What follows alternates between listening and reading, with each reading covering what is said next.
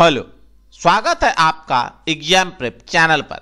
आज से हम अपने चैनल पे स्टार्ट कर रहे हैं गणित के 100 महत्वपूर्ण प्रश्नों की एक श्रृंखला, जिसमें कि वैसे प्रश्न शामिल होंगे जिनको कि आप बिना पेन उठाए सॉल्व करेंगे वीडियो देखने के पश्चात।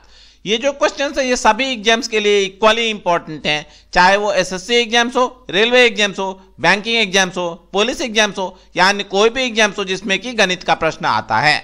ये इस कड़ी में पहला वीडियो है और आने वाले दिनों में आपको अन्य वीडियोज भी मिलते रहेंगे, तो आप हमारे चैनल को सब्सक्राइब कर लें, साथ ही बेल आइकन पर क्लिक कर लें, जिससे कि आपको हमारे सारे वीडियोज का नोटिफिकेशन तुरंत मिले जैसे ही नया अपलोड आए। तो चलिए स्टार्ट करते हैं गणित के इन प्रश्नों को सॉल्व करना। लीजिए, पहला क्वेश्चन आ गया आपके सामने। क्वेश्चन है, यदि 15 संतरों का क्रय मूल्य 18 संतरों के विक्रय मूल्य के बराबर है तो प्रतिशत लाभ या हानि कितनी है? क्या बोल रहा है? 15 संतरों का क्रय मूल्य 18 संतरों के विक्रय मूल्य के बराबर है तो प्रतिशत लाभ या हानि कितनी है? तो सबसे पहले तो जानेंगे कि यहां पे लाभ हो रहा है या हानि हो रहा है।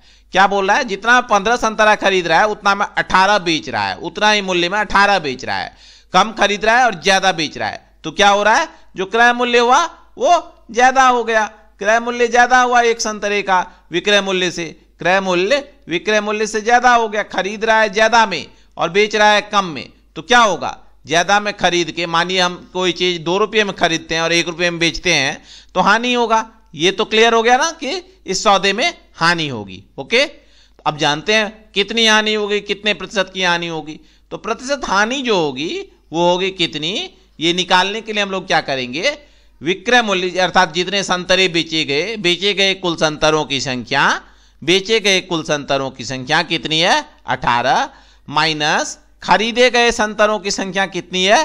15 बटे बेचे गए संतरों की संख्या कितनी है? 18, और इसको गुना करेंगे 100 से, तो ये जो निकलेगा यही होगा हानि प्रतिशत। तो 18 में से 15 गए तो बच गए 3 बटे 18 गुना 100। 3 छक्के 18, 2 से 3 ये कट जाएगा, फिर 3 छक्के 18, 2 से कटेगा तो ये हो जाएगा 3 और ये हो गया 50, अर्थात 50 बटे 3 अर्थात 16.2/3 प्रतिशत की क्या हुई? हानि हुई। ऑप्शन डी हुआ सही उत्तर। पेन पेपर उठाने की कोई जरूरत नहीं है। 15 18 दिया हुआ तो 18 में से 15 गए 3 बटे 18 गुना 50। ऐसे यदि आपको बोल दिया जाए कि 15 संतरों का क्रय मूल्य या 10 संतरों का क्रय मूल्य जो है, आप लोगों के लिए है टास्क, 10 संतरों का क्रय मूल्य 10 संतरों का क्रय मूल्य 20 संतरों के विक्रय मूल्य के बराबर है, 20 संतरों के विक्रय मूल्य के बराबर है, तो इसमें कितना लाभ या हानि हो रहा है ये बताएं। आप लोग कमेंट करें, जल्दी से कमेंट करके बताएं कि कितना प्रतिशत लाभ या हानि हो रहा है, जरूर कमेंट करें। चलिए देखते हैं अब अगला क्वेश्चन। नेक्स्ट क्वेश्चन आपके सामने है अब इस प्रकार से, रोहन की मासिक आय सोहन के मासिक आय से 20% कम है, तो सोहन की मासिक आय रोहन के मासिक आय से कितने प्रतिशत अधिक होगी? ओके, क्या बोल रहा है कि रोहन की जो आय है वो सोहन के मासिक आय से 20% कम है। कितना कम है? 20% कम है, ठीक है ना। तो 20% को हम लोग बटा में लिखेंगे तो क्या हो जाएगा? 20 बटे 100 होगा। इससे ये कट गया, 2 बचे 10 अर्थात 1 बटे 5। 1 बटे 5 कम है क्या? रोहन की मासिक आय सोहन के मासिक आय से। अब बोल रहा है कि सोहन की मासिक आय रोहन के मासिक आय से कितने प्रतिशत अधिक है। तो बच्चे ये कैसे निकालेंगे हम लोग? कितना प्रतिशत अधिक है? तो ये आ रहा है 1/5, तो प्रतिशत अधिक निकालने के लिए हम लोग क्या करेंगे? ये जो 1/5 आ रहा है उसका जो 1 है वो तो ऊपर ही रहेगा, बटे 5 में से जो ऊपर है अंश उसको हम लोग माइनस कर देंगे। अंश क्या है? अंश है 1, तो 1/5 माइनस 1, 5 में से 1 को माइनस कर दिया तो ये क्या हो गया? 1/4, और इसको हम लोग 1/4 कितना प्रतिशत होगा? 1/4 को प्रतिशत में कन्वर्ट करेंगे तो 1/4 हो जाएगा आपका 25%। यही होगा हमारा उत्तर। उत्तर क्या हो गया? प्रतिशत है ये, तो ये जो हमारा उत्तर होगा ये होगा ऑप्शन सी, 25% अधिक है क्या? सोहन की मासिक आय रोहन के मासिक आय से। क्लियर ना? समझ आ गया ना? एक क्वेश्चन आपके लिए, चलिए आप इसे सॉल्व करेंगे कि रोहन की मासिक आय या ए की मासिक आय, ए की मासिक आय, ए की मासिक आय बी की मासिक आय से, बी की मासिक आय से कितना अधिक है? बी की मासिक आय से 25% अधिक है, 25% कम है, सॉरी कम है, 25% कम है। तो ज्ञात करो कि बी की मासिक आय कितनी अधिक है ए की मासिक आय से। बी की मासिक आय कितनी अधिक है ए की मासिक आय से। आय ए की आय से कितनी अधिक है, कमेंट करें आप लोग, क्या होगा उत्तर। आय से कितनी अधिक है, कमेंट में जरूर से उत्तर देना, कितनी अधिक है, कितने प्रतिशत अधिक है। ओके, कितनी प्रतिशत अधिक है। ओके ना, चलो कमेंट में बताना आप लोग। अगला क्वेश्चन ये रहा आपके सामने। अब नेक्स्ट क्वेश्चन है, प्रथम 10 प्राकृत संख्याओं के वर्गों का योग कितना होगा। प्रथम 10 प्राकृत संख्याओं के वर्गों का योग कितना होगा। तो सबसे पहले बच्चे प्राकृत संख्या समझते हो आप लोग, प्राकृत संख्या क्या होता है। तो प्राकृत संख्या जो होती है वो होती है 1 2 3 4 से लेके अनंत तक जो ये संख्या है ये क्या होती है, ये होती है प्राकृत संख्या। ठीक है, ये तो समझ आ गया। अब क्या बोल रहा है, प्रथम 10 प्राकृत संख्याओं के वर्गों का योग कितना होगा। तो हम लोग कैसे निकालेंगे, 1 स्क्वायर जोड़ 2 स्क्वायर जोड़ 3 स्क्वायर जोड़ 4 स्क्वायर जोड़ 5 स्क्वायर, ऐसे करके 10 स्क्वायर तक नहीं, ऐसे नहीं निकालेंगे, क्योंकि मैंने पहले ही बोला आपको कि बिना पेन पेपर उठाए हम लोग सॉल्व करेंगे। तो चलिए इसे भी सॉल्व करते हैं। तो ऐसा जो योग होगा प्राकृत संख्याओं के वर्गों का योग वो होता है n+1 2n+1 अपॉन 6। n कितना दिया हुआ है 10, n+1 किया तो ये कितना हो जाएगा, 10 में 1 जोड़ा तो 11, 2n+1 क्या हो जाएगा 10 दूनी 20 और 20 में 1 जोड़ा तो 21/6। 3 से गया 3 दूनी 6, 3 सत्ते 21, 2 से 1 कट गया 2 पचे 10। तो अब कर देते हैं इसको मल्टीप्लाई, 11 पचे 55 और 55 सत्ते 5 सत्ते 35, 3 बचा 5 सत्ते 35 और 3 38, 385। तो हमारा उत्तर क्या हो गया, ऑप्शन नंबर बी। कर लोगे ना आप लोग सॉल्व। चलो आप कमेंट में बताओ प्रथम 11 प्राकृत संख्याओं के वर्गों का योग कितना होगा। प्रथम 11 प्राकृत संख्या के वर्गों का योग कमेंट करो। प्रथम 11 प्राकृत संख्या के वर्गों का योग कितना होगा, कमेंट में जरूर से बताएं आप लोग। ठीक है, चलिए देखते हैं अब अगला क्वेश्चन।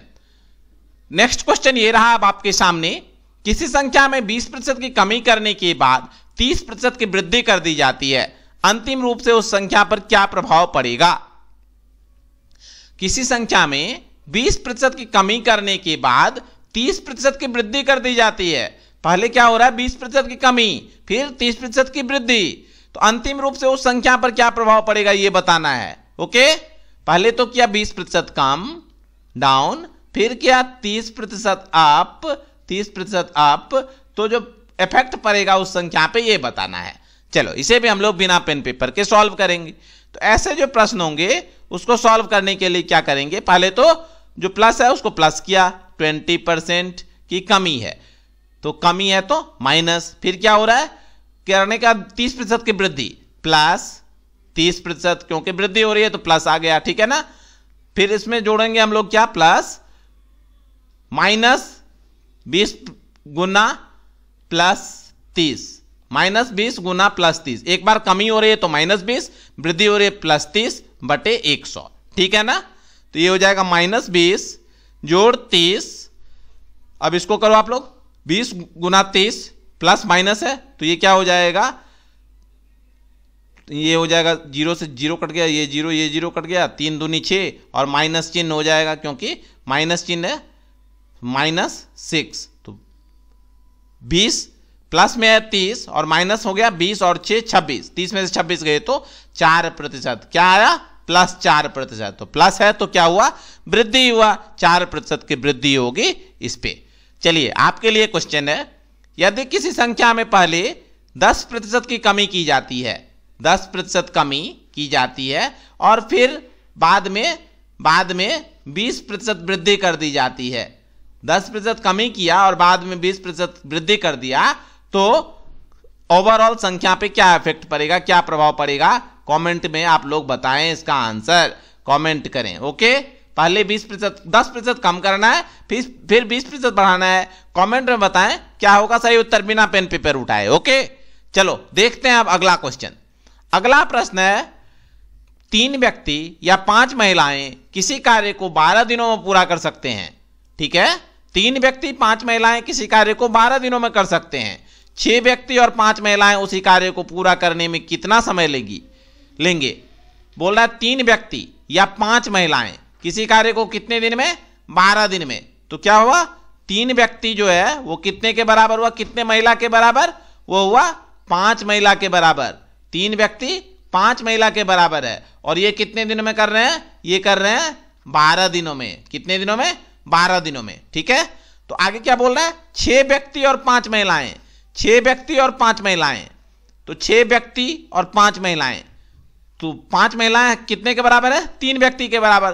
तो 6 व्यक्ति तो है ही, 6 व्यक्ति तो दिया ही है, और 5 महिला कितना हुआ? 5 महिला जो है ये है 3 व्यक्ति के बराबर। ये है ना दिया हुआ 3 व्यक्ति 5 महिला। तो 5 महिला के जगह पे हम लोग लिख देंगे कितना? 3 व्यक्ति। तो टोटल व्यक्ति कितने हो गए? 6 और 3 9 व्यक्ति। 9 व्यक्ति कितने दिन में काम को करेंगे, यही निकालना है ना। 6 व्यक्ति और 5 महिला बराबर 9 व्यक्ति हो गया। तो 3 व्यक्ति कर रहा है कितने दिन में?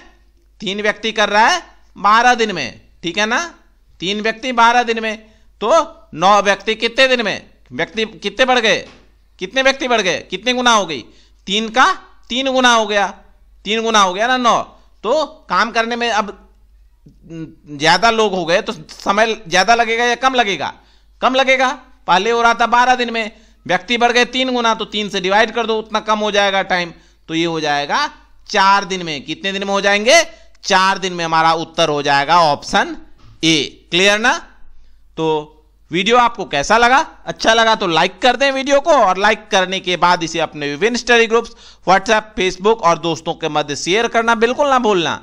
और चैनल को तो सब्सक्राइब आप कर ही लो, क्योंकि आपको डेली बेसिस पे मिलेंगे इसी प्रकार के वीडियोज विभिन्न सब्जेक्ट्स की। और हमने स्टार्ट की है मैथ्स के 100 प्रश्नों की एक श्रृंखला, जिसको आप सॉल्व करोगे बिना पेन पेपर उठाए सेकेंड्स में। ठीक है दोस्तों, मिलते हैं अगले वीडियो में कल एक नए टॉपिक के साथ। तब तक आप लोग अपनी तैयारी जारी रखें और वीडियो देखते रहें। Thank you friends.